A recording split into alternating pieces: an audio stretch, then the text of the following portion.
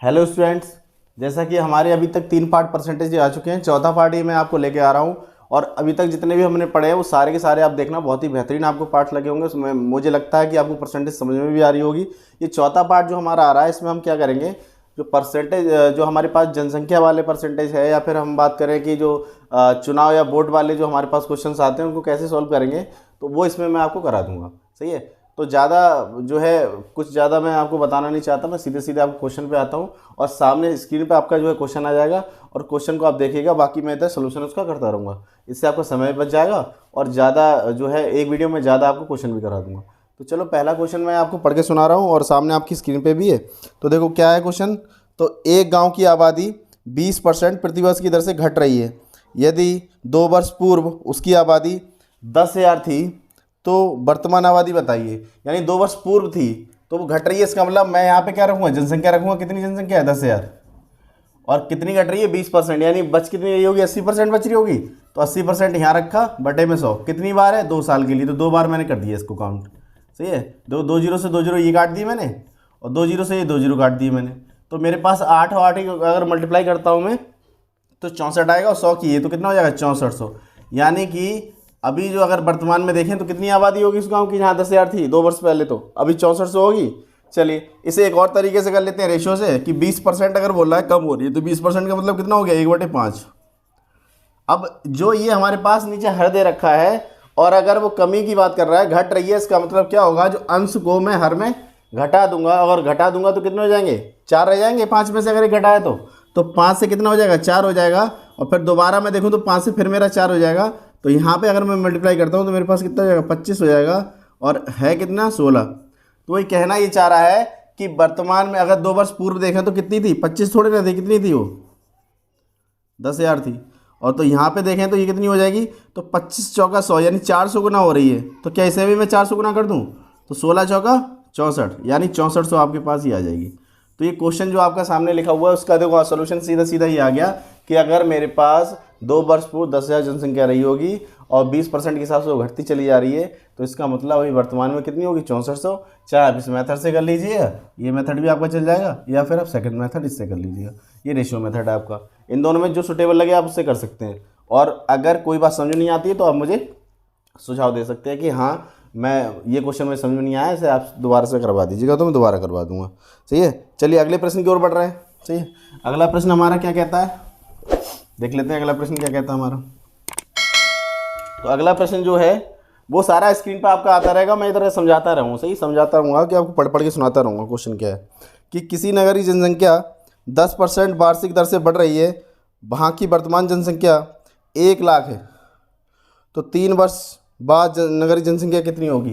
तो अभी हमें पता नहीं वर्तमान में कितनी है। सही है। अभी वर्तमान में, सॉरी, हमें पता है वर्तमान जनसंख्या 1 लाख है।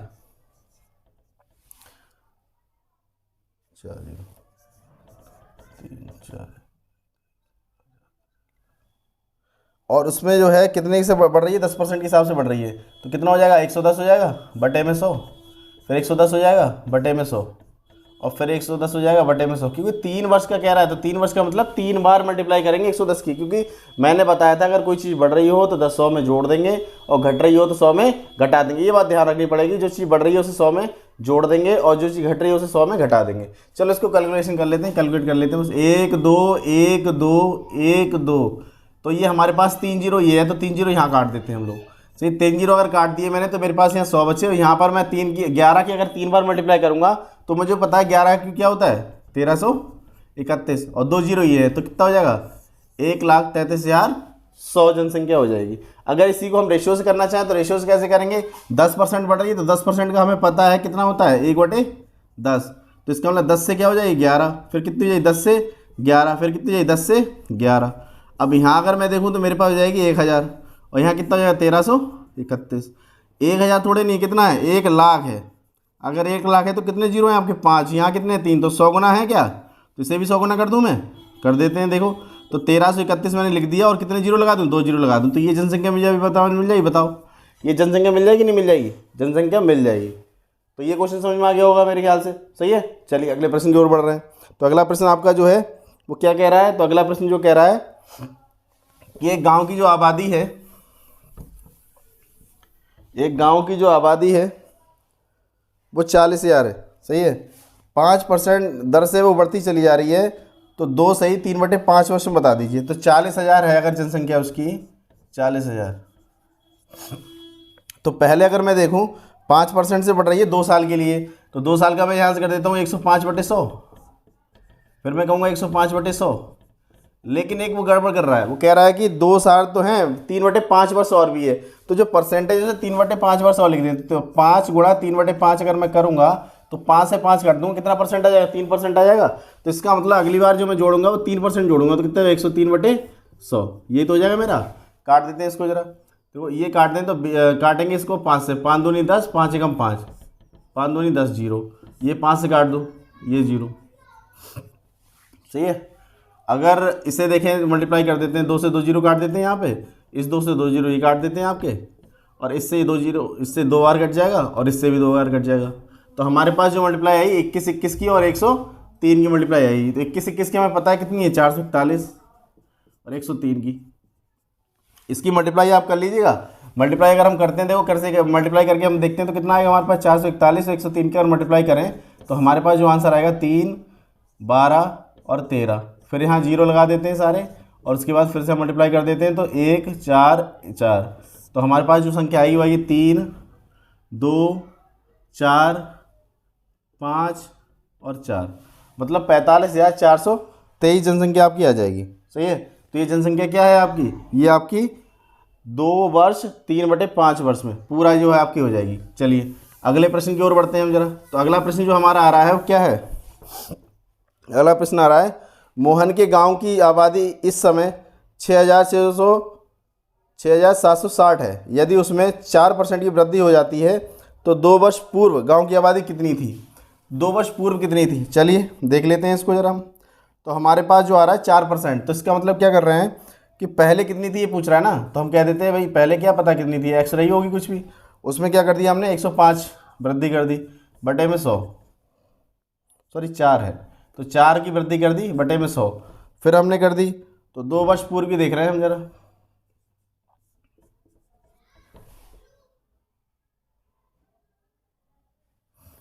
अभी अगर हमारे पास है तो 24 की तो वर्तमान तो लिख लेते हैं, सही है। 6,000, तो अभी कितनी आ गई, 6,760 आ गई आपकी। चलो ये काट लेते हैं यार, ऐसे ये कट जाएगा आपका 4 से काट देते हैं, 4 से कटेगा ये, 4 दूनी 8 और 4 छंग 24, इसे काट देते हैं 25 बार जाएगा, फिर से 26, और इसे करेंगे 25 बार।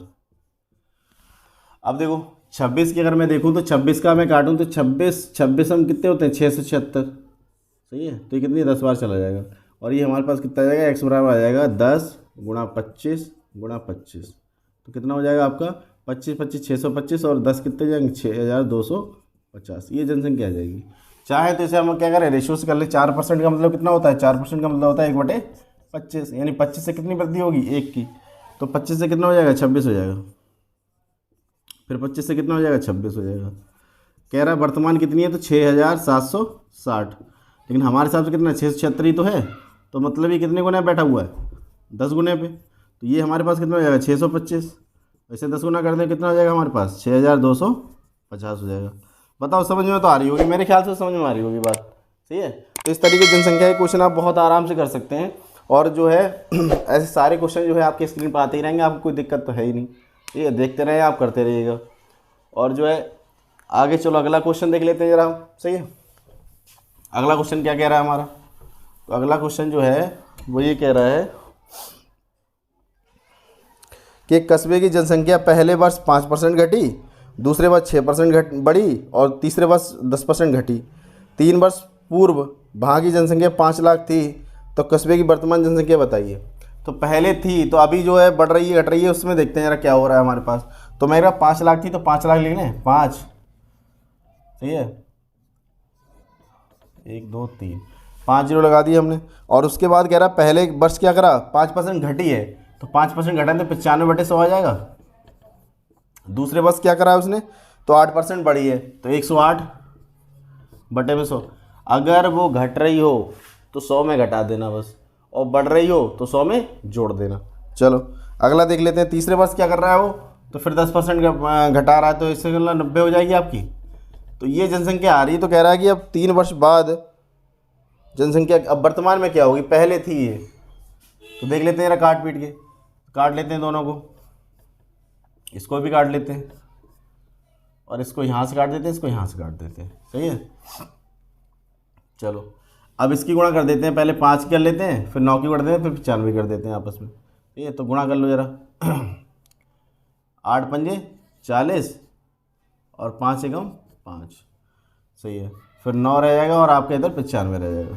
चलो अब 95 गुणा अगर हम कर दें 540, तो 95 गुणा अगर हम करें 540 की, तो एक लाइन में हम कैसे कर सकते हैं, इनकी इन पे आपस में गुणा करिए। 5 चौक 20, बच्चे कितने हमारे पास 2। अब इसकी गुणा इससे करिए, 9 चौक 36, 5 पंजे 25, 36 और 25 आप क्या करें, जोड़ दें। तो 36 और 25 अगर जोड़ेंगे तो 61 आ जाएगा आपका, 61 आ जाएगा आपका। 61 में यहाँ पर हमारे पास 2 होते, 63 हो गया। अब 63 होने के बाद हमारे पास कितने बचे, 6, 9 पंजे 45, 45 और 6, 45 और 6 कितने हो गए आपके पास, तो 51 हो गए। तो ये गुणा हो जाएगी आपकी ये, तो 51 30 इंटू 9, तो 9 से और मल्टीप्लाई कर दो, 0 0, 9 3 27 के 7 हाथ से लाके 2, 9 एकम 9, 2 11 और 9 पंजे 45, 45 और 1 46। ये तो जनसंख्या कितनी हो गई, 4,61,700, 4,61,700 हो गई आपकी जनसंख्या। समझ में आ रही है बातें।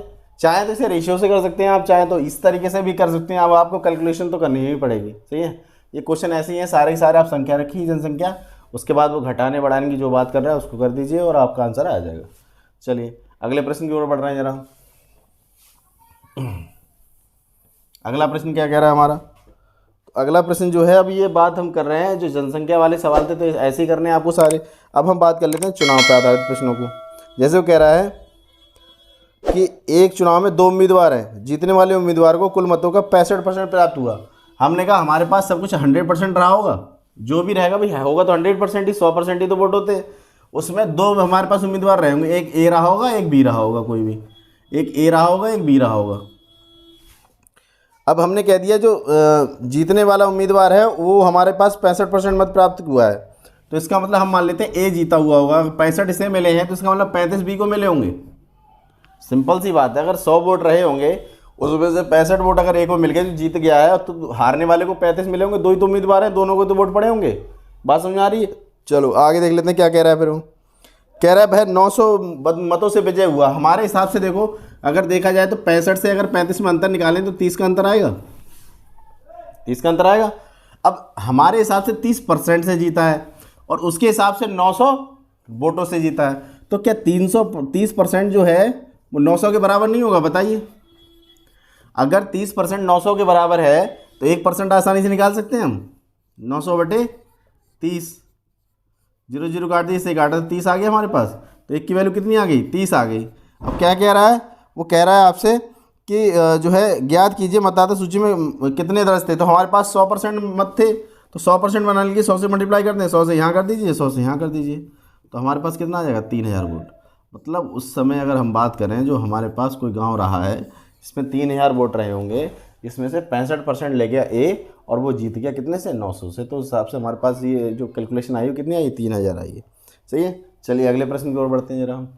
अगला प्रश्न हमारा क्या कहता है, और ना समझ में आए तो बता देना। सही है, आप बता दीजिएगा, मैं उस हिसाब से आपको समझा दूंगा। चलिए अगला प्रश्न हमारा क्या कह रहा है, तो अगला प्रश्न कह रहा है हमारा किसी चुनाव में ए और बी 2 प्रत्याशी हैं। हमने फिर मान लिए, हमने कहा जो भी हमारे पास वोट रहेंगे 100%, उसमें से ए और बी हमारे पास 2 उम्मीदवार रहे, ए और बी। वो बोल ही रहा है, इसमें तो बोल ही रहा है ए और बी। ए ने कुल मतों का 45% प्राप्त किया, इसने 45 प्राप्त किया। सही है, अब मान लेते हैं, कोई बात नहीं। फिर उसके बाद किंतु वह 1000 मतों से चुनाव हार गया, तो इसका मतलब 55 बी को मिले होंगे तभी तो हारा होगा। कितने से हारा है, देखो 10 से, तो 10% क्या 1000 के बराबर होगा, 10% जो है 1000 के बराबर होगा। सही है, कह रहा है मतदाताओं का कुल संख्या बताइए, तो मतदाताओं कुल संख्या कितनी आई, 100। तो इसका मतलब 100 बनाने की 10 से तो गुणा कर दूँ, यहाँ भी 10 से गुणा कर देता हूँ, कितने हो जाएंगे आपके पास, 10,000। बस ख़त्म, कुछ ज़्यादा खास नहीं करना है इसमें। सही है, चीज़ों को समझ लेना है, बहुत आसानी से आपके हो जाएंगे और किसी तरीके की कोई दिक्कत हो तो बताते रहिएगा, ठीक है, कमेंट कर दीजिएगा मुझे। चलिए अगला प्रश्न देखते हैं जरा। अगला प्रश्न क्या कह रहा है हमारा, तो अगला कह रहा है कि एक चुनाव में 3 उम्मीदवारों ने भाग लिया, किन जीतने वाले उम्मीदवार को 45%। हमने कहा यहाँ पर हमने क्या किया, हमने 3 लोग हमारे पास आ गए, अब कि हमारे पास 3 लोग आ गए, सही है। तो ए, बी और सी, हम 3 लोग बना दिए हमने। चलिए अब क्या कह रहा है ये कि जीतने वाले को 45% मिले और तीसरे वाले स्थान पर रहने वाले को 25। हमने कहा सी को 25 मिले होंगे और जीतने वाला हमने ए मान लिया, उसको कितने मिले होंगे, हमें 45 में। अगर 45 ये हुए और 25 ये हुए तो हमारे पास ये कितना हो गए, तो ये हमारे पास हो गए 70। देखो 45 और 25 70 हो गए, तो इसका मतलब 30% मिले होंगे बी को। सीधी सीधी बात है, जो दूसरे स्थान पर है उसे 30% मिले होंगे, 3 ही तो लोग हैं। चलो क्योंकि टोटल हमें 100% ही मानना है, ध्यान रखिएगा आप, सही है। तो 45 और 30 कितने हो गए, 75 और 25 कितने हो गए, 100। अब टोटल हमारा क्लियर हो गया पूरा। चलो अब अगला कह रहा है कि दूसरे स्थान पर रहने वाले उम्मीदवार 4500 मतों से चुनाव हारा। तो देखो ये हमारे हिसाब से 15 से हारा है। देखो 45 मिले हैं, 30 इसे मिले हैं, इसका मतलब 15 से हारा है। 15% जो है वो कितने के बराबर हो गया, 4500 के बराबर हुआ कि नहीं हुआ। चलो तो कह रहा है कि मतदाताओं का कुल संख्या बताइए। तो मैंने कहा 1% हमारा कितना हो जाएगा, 4500 बटे 15, 15 तियाँ 45, 300 आ गया। और 100% चाहिए तो 100 से हम क्या कर दें, मल्टीप्लाई। तो 300 ये और 100 और मल्टीप्लाई कर दीजिए, कितना हो जाएगा, 2 जीरो ये और 2 जीरो ये, तो कितना हो जाएगा आपका 30,000। तो 30,000 वोट रहे होंगे उस समय। तो इसका मतलब क्या है, इसका मतलब सीधा सीधा ये है कि जब भी आपसे कुल की बात कहे, जब भी कहे कि कुल आप बताइए कि जनसंख्या कितनी है, तो आप 100% निकालेंगे, सही है। वो कह देता कि सी को कितने मत मिले तो आप 25% निकाल देते। वो कहता बी को कितने मिले तो 30% निकाल देते। वो कह रहा है कि ए को कितने मिले तो 45%। अभी फिलहाल वो कह रहा है कि बी जो है ए से 4500 वोट से हार गया, तो हमने कहा 15% दोनों का डिफरेंस देखा तो 15 आया, वही हमारे पास 4500 के बराबर होगा। और कह रहा है कुल वोट बता दीजिए, तो हमने 100% निकाल दिए, सही है, बात समझ में आ रही है। चलो अगला प्रश्न पढ़ूँ मैं। तो अगला प्रश्न ये आपके सारे स्क्रीन पर आ रहे हैं, आपको कोई दिक्कत है ही नहीं, सही है। चलो अगला प्रश्न देखते हैं क्या है। तो अगला प्रश्न कह रहा है हमारा, किसी त्रिपक्षीय चुनाव में ए को कुल मतों का 10% प्राप्त हुआ। त्रिपक्षीय चुनाव है, इसका मतलब 3 लोग रहे होंगे फिर से इसमें, तो ए बी सी 3 मान लें हम। अब इसमें क्या कह रहा है कि तीनों जो हैं उसमें ए को कुल मतों का 10% प्राप्त हुआ, ए को ये 10% प्राप्त हो गया इसको। चलो और हमारे पास है सब 100% ही। कह रहा है कि उसके बाद जो है बी को 48% मिले, बी को 48% मान लेते हैं, सही है। और 1200 मतों से चुनाव हार गया, तो सी दूसरे स्थान पर रहा है। सी दूसरे स्थान पर रहा है, तो सी का जो हिसाब किताब है, तो देखो ये हो गया हमारे पास 58 हो गया। इसका मतलब उससे जो मिले होंगे वो मिले होंगे आपको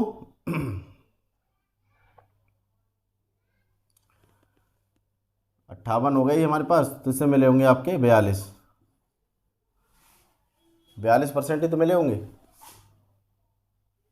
ठीक है, तो 42% तो सी दूसरे स्थान पर रहा है। तो इसका मतलब कितने से हारा है सी, दूसरे स्थान पर रहा। तो इसका मतलब ये 1200 वोटों से जीता है कौन, बी। तो मेरे हिसाब से 48 और 42 में जो अंतर है वो आपके कितने का है, 6 का अंतर है। तो 6 जो है वो कितने के बराबर हो जाएगा, 6%। तो 6% आपका हो जाएगा 1200 के बराबर। और पूछा क्या है इसने, तो इसने पूछा है कि कुल मतदाताओं कितने थे। तो कुल मतदाता देख लेते हैं कितने थे।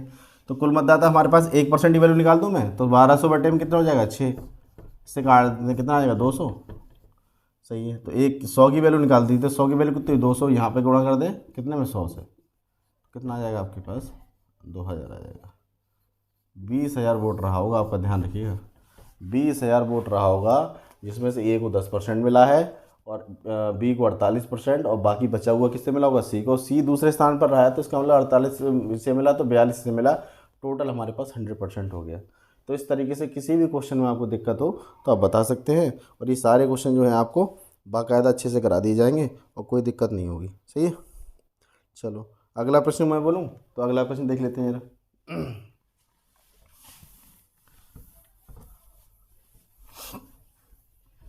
अगला प्रश्न हमारा क्या कह रहा है, तो अगला प्रश्न कह रहा है कि एक चुनाव में 2 उम्मीदवारों ने भाग लिया, सही है, तो हमारे पास जो भी रहा होगा 100% रहा होगा, उसमें ए और बी हमारे पास दो रहे होंगे, ए और बी, सही है। अब कह रहा है कि उनमें से एक को 60% मत मिले, एक को 60 मिले होंगे तो दूसरे को 40 मिले होंगे, हमें पता है। अब कह रहा है 1600 जीत गया, हमारे हिसाब से तो 20% से जीता है, तो 20% किसके बराबर हो गया, 1600 के बराबर। 1% किसके बराबर हो गया, तो 1600/20, और 100% चाहिए होंगे, कुल चाहिए होंगे, तो हम कितने कर देंगे, 1600/20 इंटू में 100। काट दो इसे ज़रा, 5 बार चला जाएगा, 16×5 = 80, तो कितने वोट रहे होंगे आपके पास, 8000 वोट। तो सीधा सीधा आपको पता है कि 8000 वोट आपके पास रहेंगे। कुल मतों की संख्या कितनी थी, तो 8000 बता सकते हो। सही है, बात समझ में आ रही होगी मेरे ख्याल से। तो चलो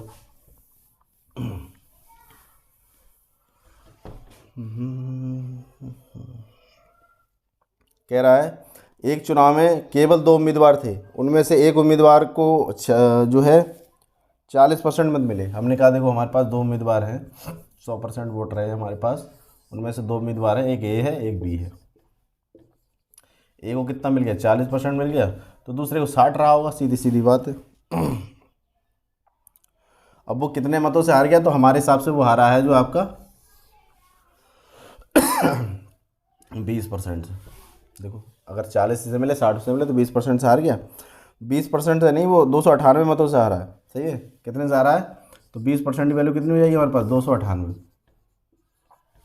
पूछ रहा है कि डाले हुए कुल मतों की संख्या कितनी है, तो हमारे पास 100% चाहिए, तो मैं क्या कर दूँ इसको 298/20, और 100% के लिए 100 से गुणा कर दूँ यहाँ, 100 से गुणा कर दूँ यहाँ।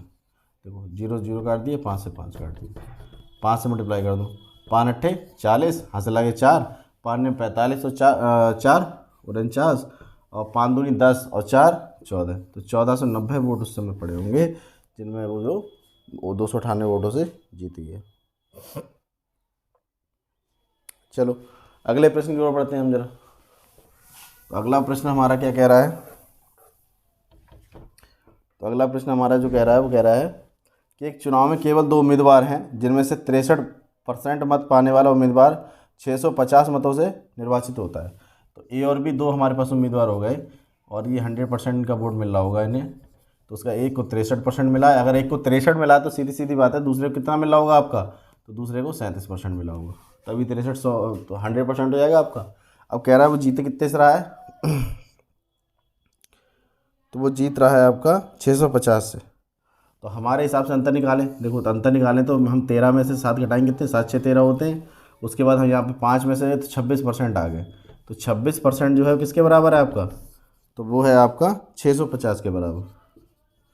अब कह रहा है कि आपको करना क्या है, तो कुल मतों की संख्या बतानी है आपको, सही है। नहीं, हारने वाले उम्मीदवारों को कितने मत मिले ये बताना है आपको। तो हारने वाले उम्मीदवार को कितने मत मिले, तो हमारे पास हारने वाला उम्मीदवार कौन सा है, 37% निकालना है। तो एक की वैल्यू क्या हो जाएगी, 650/26, और 37 के लिए यहाँ पे क्या करें, हम 37 से मल्टीप्लाई कर दें, जो चाहिए वही निकाल दो, बस बात खत्म। कुल नहीं पूछा इसने, क्या पूछा, हारने वाले, तो 37 ही तो है वो।